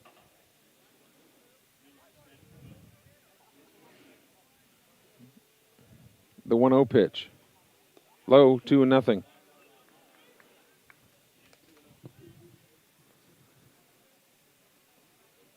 That wind still continues to blow out toward center. Normally, the later the day goes on, the more the wind tends to settle down. There's a strike. But it's been pretty consistent. Raymond and Truvy McCraney have checked back in. They're watching from Hickory Grove in Melby. Splinter and the guys from Melby this year not checking in as much as we'd like to. They usually got stuff going on the grill and sausage and venison. Here's the 2-1. Low again, 3-1. So the McRaneys made the trip out to Melby from Lincoln Road today, probably to avoid Hubfest. Somebody invited me to go to Hubfest. I said, no, no, thank you. 3-1 pitch on the inside corner. Fills it up now at 3-2. Back when you go to Hubfest, you see very few Forest and Lamar County tags. It's from all the places around. The 3-2 payoff pitch. Low, ball 4. So another walk. Second of the inning. And now Jeremiah McKinney. He's gotten a walk today, but he's also singled and recorded an RBI. So one out.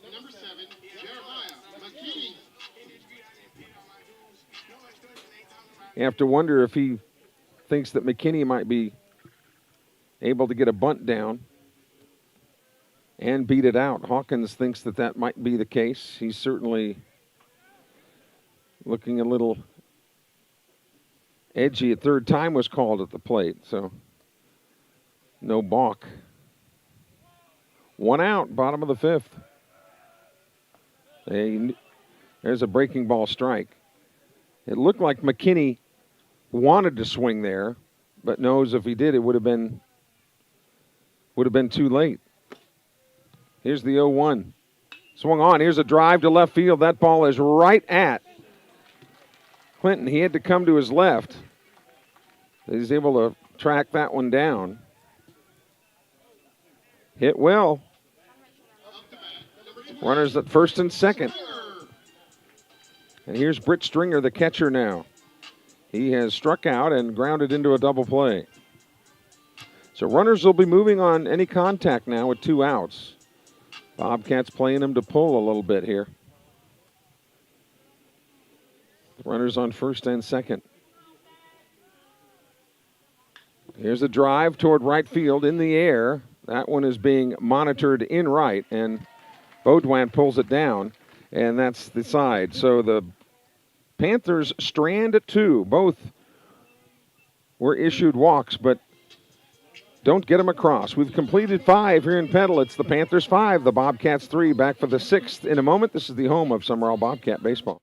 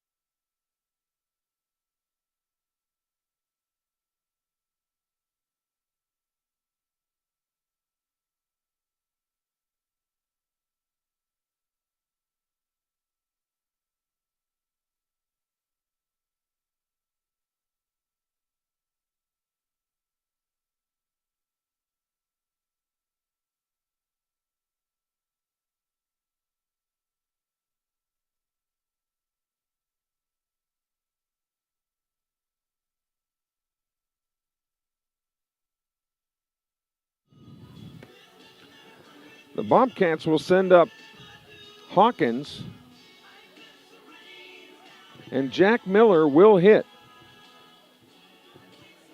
Miller in the ballgame as a pitcher, but was not listed as the DH. Connor Walker was. So Jack Miller will hit after Hawkins. So Hawkins to lead it off. He is grounded to second and grounded to short. He's up there against Knight here in the top of the 6th inning.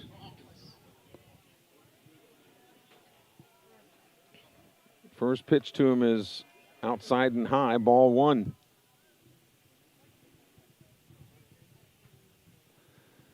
They play Hawkins dead straight up the middle here.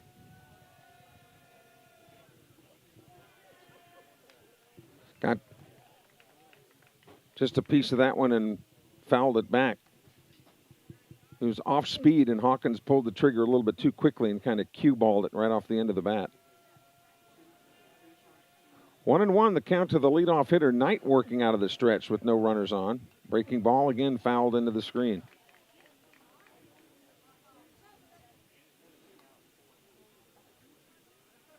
Jason, his dad, primarily a pitcher coming up in the youth leagues, did also play some shortstop. His uncle Jake, of course, was a terrific player at Sumrall. Here's the 1-2 pitch. Outside off the plate.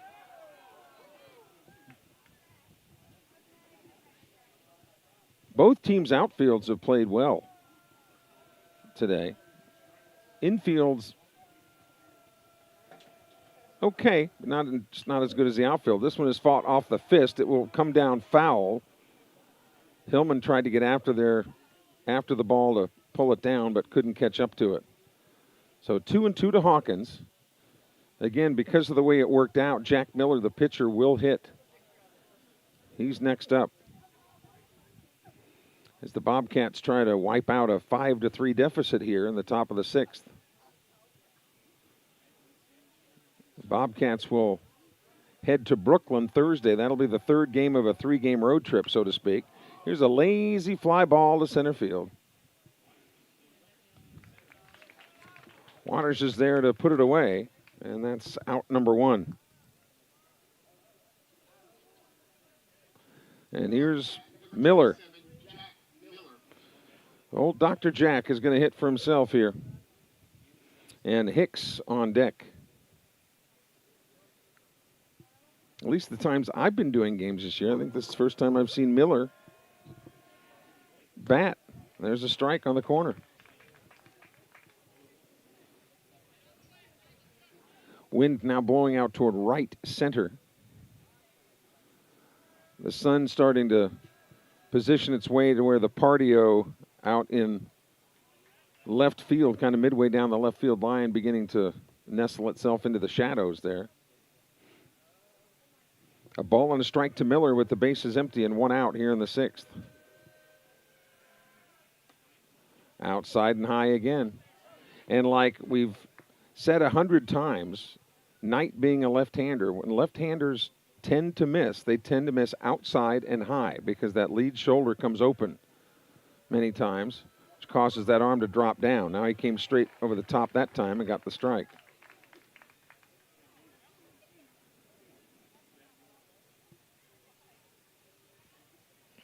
Panthers play him straight away here, and maybe a little shallow, more shallow than usual. The 2-2. He stuck the bat out there and poked it foul to the right side. So it'll be at Brooklyn Tuesday, and then the Aggies at Larry Knight Field on Friday, and all of that, of course, weather permitting this time of year. The 2-2 pitch. Little lazy pop right back to the pitcher's mound, and he's out.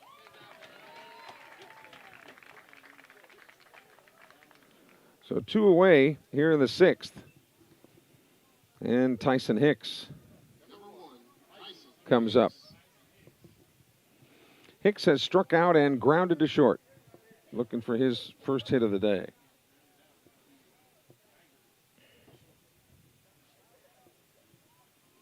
Lefty versus lefty, this matchup. Coming in at the elbow at third base is McKinney. Breaking ball drops in there nicely for strike 1. Big week ahead for the Panthers with the Brandon Bulldogs, the kings of that region in baseball.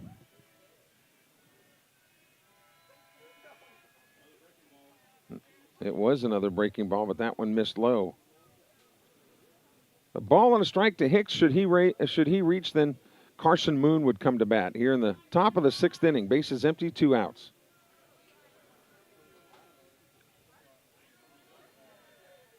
The 1-1, here's a drive to right field, but playable. Coming in, ball kind of dying, but catching up with it and making it the grab is Cooper Nash, and that does it for the Bobcats. They go quietly and in order in the top of the 6th inning. No runs, no hits, no errors, no one left on base. We go to the bottom of the 6th.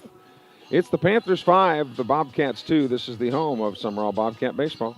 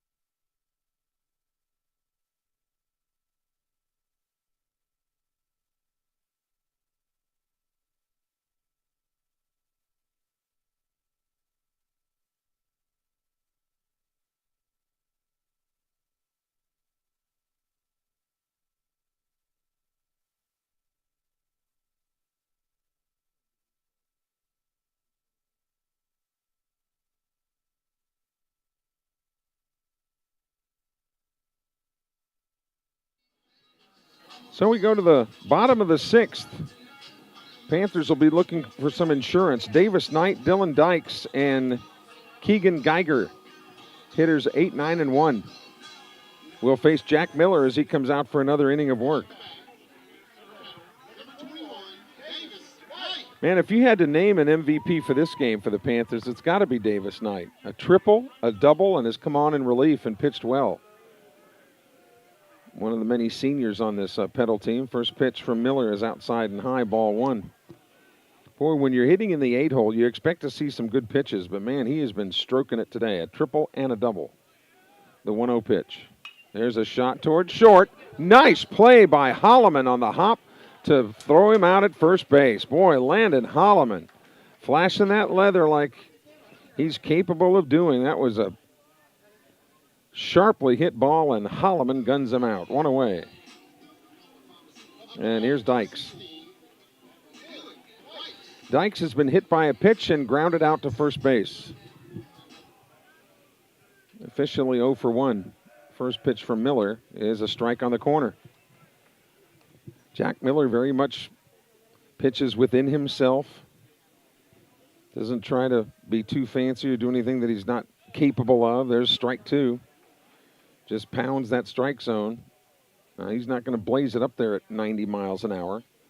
But again, if you don't walk people, you've got a chance to win every game. That was a pitch that he could afford to waste. 1-2 now.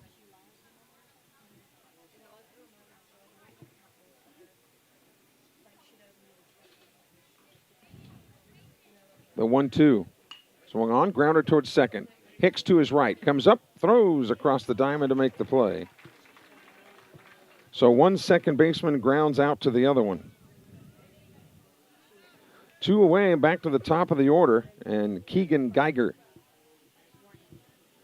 Up to bat, number 0, Keegan Geiger. Geiger has walked.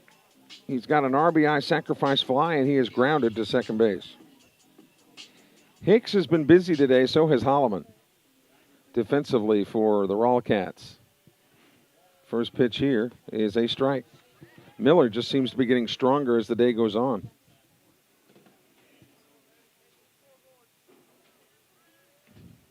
Here's the 0-1. Swing and a miss. Odom would stand to take the loss if the Bobcats can't come up with at least a couple in their half of the 7th. Miller could only win this game. Here's the 0-2. Swung on. Lazy fly toward right. That ball will drop for a base hit. A 2-out single for Geiger.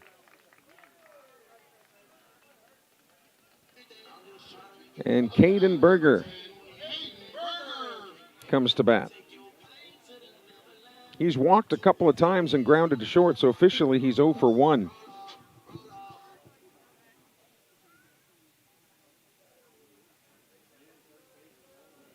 So Panthers making a little bit of noise here with 2 outs. Swung on. Here's a little swinging grounder toward third. Hawkins has got it. High throw!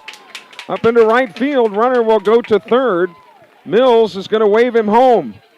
1 run will score all the way around to third is Geiger, and it's 6-3 Panthers.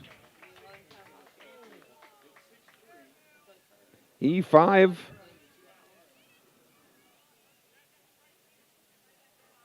All the way to third base goes Berger.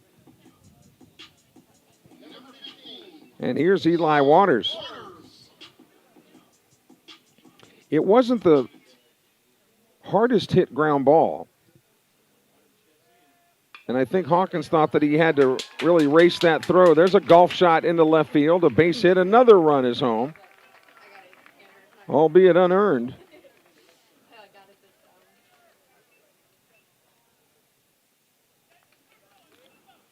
So Waters is at first now with 2 away. And Beliveau now, the cleanup hitter. All this with 2 outs. Oh, my. First pitch to Beliveau is outside. Nice job by Walker Long to block it up. The kids will get back to school Monday after the 2-week spring break. Not too excited about that, huh, Brody? But just as unexcited as the students are, the parents seem to be equally excited that the students will be back in the classrooms on Monday. 1-0 pitch. There's a foul ball to the right.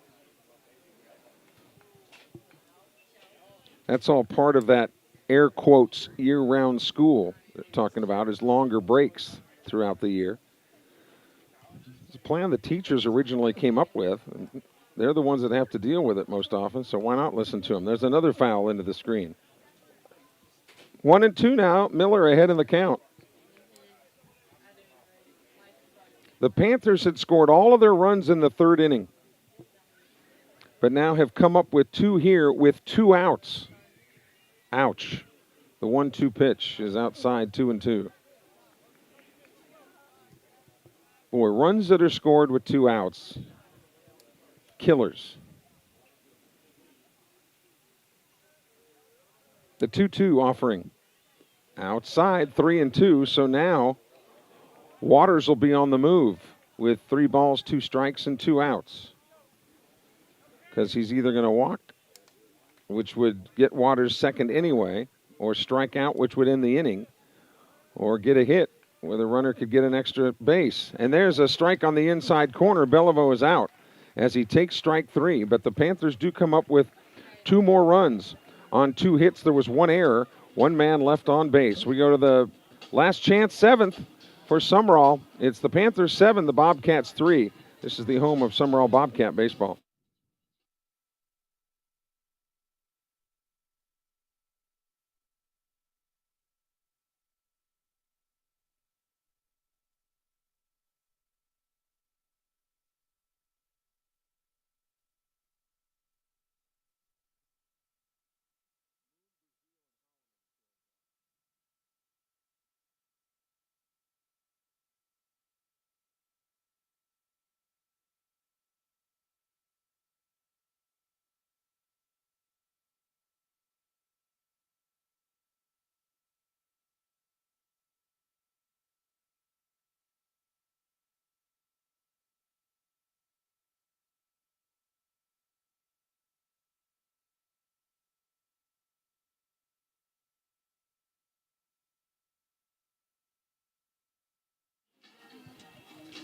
Carson Moon, Barrett Brazil, and Landon Holloman are the last hopes for Sumrall here in this contest today at Petal. Again, the Panthers beat Sumrall earlier this year in a game that neither team really brags about. Even the Panthers, who won the game, said they didn't play especially well, but you expect those type of outings, particularly early on. Knight coming on to try to finish what Beliveau started. And if there's been a guy that's been tough today on the Panthers, it's this guy, Carson Moon. He's walked twice, but has scored twice, so a good eye at the plate.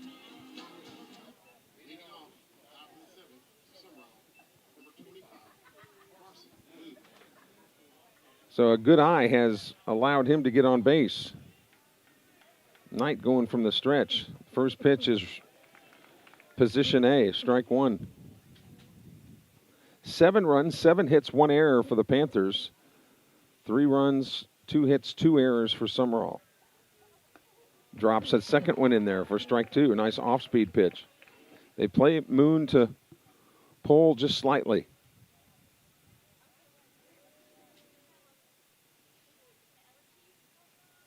Got some pitches to play with. 0-2 pitch, pulled the string on it and struck him out. Moon down on 3 pitches. 1 away. Back to the top of the order. Here's Barrett Brazil. Brazil, this guy, nobody can seem to get Brazil out.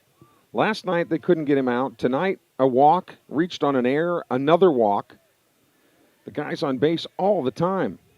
First pitch is low, ball 1. The center fielder who has signed a soccer letter of intent at Pearl River. Shows you what kind of an athlete he is. 1-0 pitch. Low. 2-0 to Brazil. The Bobcats will have to come up with more runs this inning than they've been able to plate so far this game. Stranger things have happened. 2-0 pitch is high, 3-0. I mean, Julia Roberts married Lyle Lovett, so I guess anything is possible. 3-0 pitch. There's a strike. Gee, I wonder who got the better of that deal. 3-1. Now Brazil wants time. Sumrall back into district action on Tuesday, as we mentioned. I'll head to Brooklyn to take on the Aggies, who are coached by Kyle Dolan, who's the son of Larry Dolan, the football coach there. 3-1 pitch. Fouled off of his right foot. Count still full at 3-2. Kind of in at the corner at third base is McKinney, knowing that anything even slowly hit with Brazil being a left-handed hitter, he's already got that two-step advantage to first base. They'll have to make a quick throw. 3-2 pitch, and he walked him again. Brazil on base another time. And here's Holloman. Holloman has lined to center. He's been hit by a pitch and singled.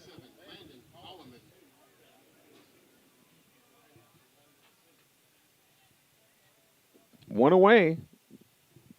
But the Bobcats have a base runner here. Let's see what they can manufacture with only 2 outs to play with. First pitch swinging. It's a lazy fly ball to center field. Waters is there to measure that one. And quickly there's 2 outs. And the Bobcats are down to their last out. And Walker Long is the man. Long 0 for 2 with a strikeout. He does have an RBI.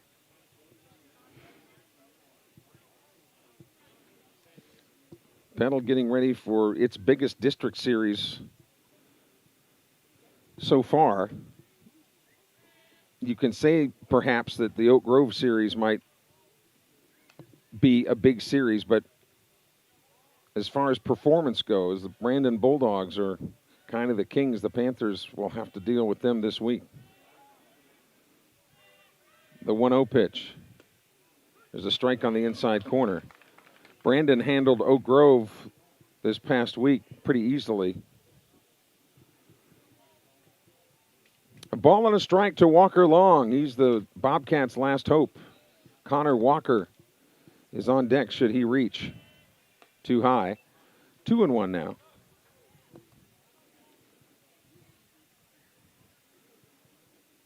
The center fielder Waters shaded just a little bit over toward left.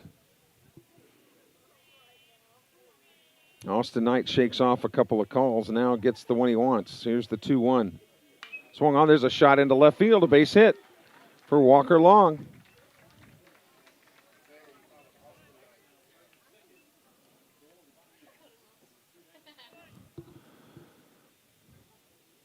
So 2 runners on, and here's Connor Walker. Walker has singled, struck out looking, and lined out to first base. It was Hillman's great snag of the shot last time that robbed him of a hit. That gets away from the catcher. Malik McNair in running for Long. He scampers to second. Runners at second and third. I know in the grand scheme of things, those 2 runners don't mean anything with a 4-run lead. But if Walker Long can get on, Cade Clinton can come up. And it was Clinton's home run in the 7th last night that gave Sumrall a 2-run lead. The 1-0 pitch. That's there. Boy, he really pulled the string on that one. Looked like a straight change. 1-1 now to Connor Walker.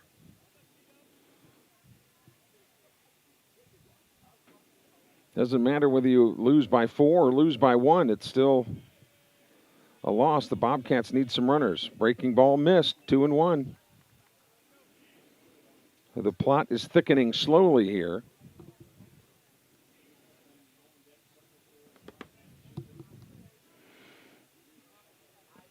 Here's the 2-1 pitch. That's high and inside. 3-1. So hang on to your tickets here, folks. You just never know with both of these teams. Here's the 3-1.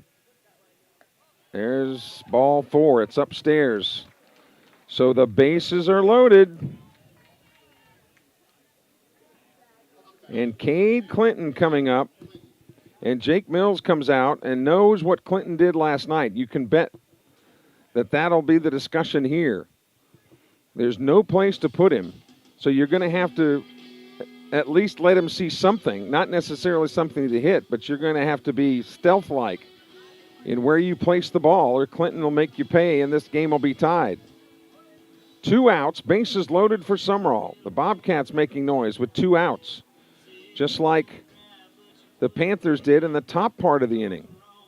Boy, those 2 runs that Petal got in the bottom of the 6th, I should say, in the bottom of the 6th. are looming large right now. Clinton does have a double to his credit. So Knight peers in to get the sign. Here's the pitch to Clinton. That is a strike. And Clinton might have been on the take there with the bases loaded. But now he's got to get to work if he was taking. The 0-1 pitch. Swung on. Here's a fly ball to right field. Ball is well hit, but playable. And making the catch just in front of the warning track is Cooper Nash. And that's the ball game. Cade Clinton brought some drama to the plate there with his last swing, but it just wasn't enough. The Petal Panthers have defeated the Sumrall Bobcats 7-3. The Bobcats will travel to Brooklyn on Tuesday to take on the Aggies, and then the Aggies come back to Larry Knight Field on Friday night. All district action these next 2 games, one on the road, then one at home. Petal wins it 7-3. For producer-engineer Brody Courtney, I'm Kelly Sander. Thanks for joining us. We'll see you next time. You're watching Sumrall Bobcat Baseball on the Sumrall Bobcat YouTube channel.